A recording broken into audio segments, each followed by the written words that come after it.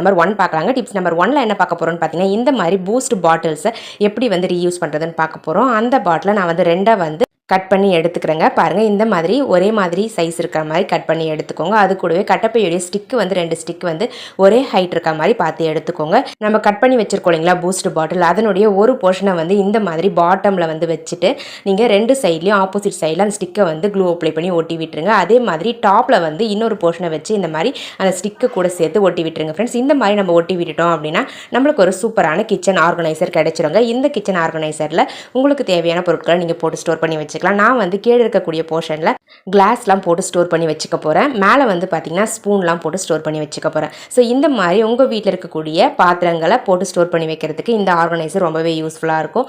Wait வந்து அதிகமாக இருக்கக்கூடிய பொருட்களை கீழே இருக்கக்கூடிய பார்ட்லேயும், வெயிட்லெஸ்ஸாக இருக்கக்கூடிய ஸ்பூன் மாதிரியான பொருட்களை மேலே இருக்கக்கூடிய போர்ஷன்லேயே ஸ்டோர் பண்ணி வச்சுக்கலாங்க. தேவைப்படுறவங்க ட்ரை பண்ணி பாருங்கள்.